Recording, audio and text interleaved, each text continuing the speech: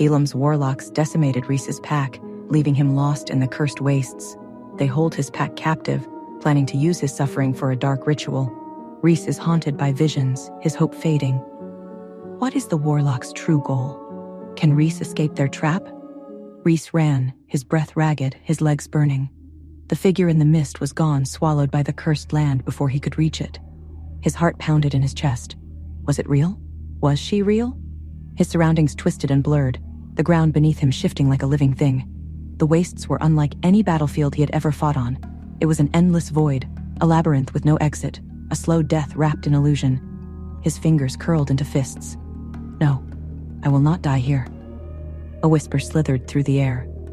You already have. Reece whirled around, claws bared, but there was nothing. Only the wind, carrying laughter that wasn't his own. Then, the ground gave way beneath him. Deep within the warlock's sanctum, Juniper, Noah, Vincent, and Elias remained bound. Their bodies were weak, but their minds were still their own. For now. Calum stood before them, watching with interest. It is fascinating, isn't it?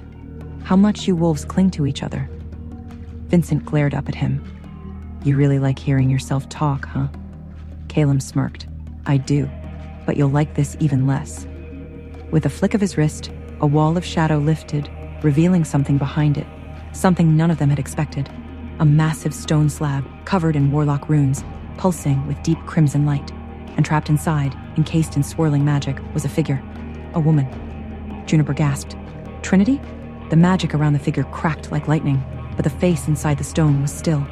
Frozen, sleeping. Calum's eyes gleamed. She is ours now. Reece hit the ground hard, the fall knocking the breath from his lungs. He lay there for a moment, his head spinning, his body refusing to move. Then he heard it. Her voice. Faint, distant, but unmistakable. Reece! He forced himself up, ignoring the pain. His head throbbed, his senses blurred. The wastes were playing tricks on him, pulling him deeper into the void. But this felt real. He staggered forward. Trinity? No answer, only the sound of his own heartbeat. Then, suddenly, a figure appeared before him. Not Trinity, himself. A reflection. A doppelganger. A version of himself with eyes black as night staring back at him. It smiled. And then it attacked.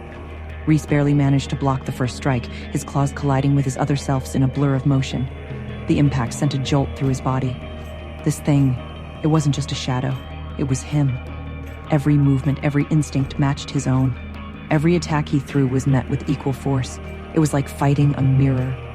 The doppelganger smirked, its voice low and mocking. You can't win. Reece gritted his teeth, forcing his strength into a counterattack. Watch me.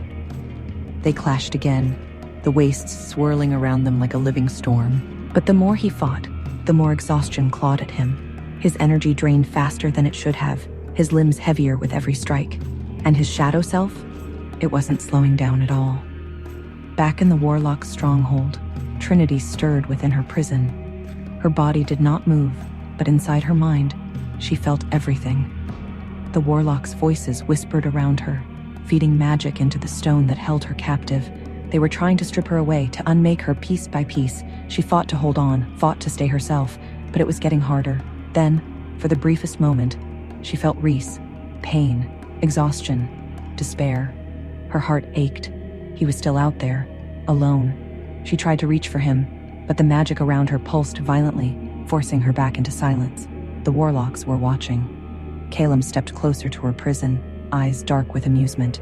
Your mate is losing himself. Trinity glared at him, her voice breaking through the magic's hold. He'll come for me.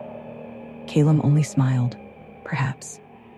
Then he pressed a hand to the stone, and her world went black again. The wastes, a cruel and twisted reflection of reality, held Reece in its suffocating grasp. He battled a phantom self, a dark mirror designed to break his spirit, while Trinity, trapped in a stone prison, felt his fading strength. The warlocks, fueled by their dark magic, tightened their hold, savoring the slow unraveling of their prey. As Reece's vision blurred and his doppelganger's attacks intensified, A chilling question hung in the air. Could he overcome a foe that was his perfect equal, a reflection of his own darkest potential? And with Trinity's life tethered to his, would his failure mean her ultimate demise? Meanwhile, within the Warlock's sanctum, Calum's words echoed. Perhaps. A word laced with doubt, a subtle hint that even he wasn't entirely certain of the outcome. But what were the true limits of the Warlock's power? And what unforeseen forces might yet intervene, turning the tide of this desperate struggle? Hey, I am Trinity. Want to know what happens next? Then click the link in the description below and download the Pocket FM app and listen to the exciting episodes of Chosen by Fate, Rejected by the Alpha.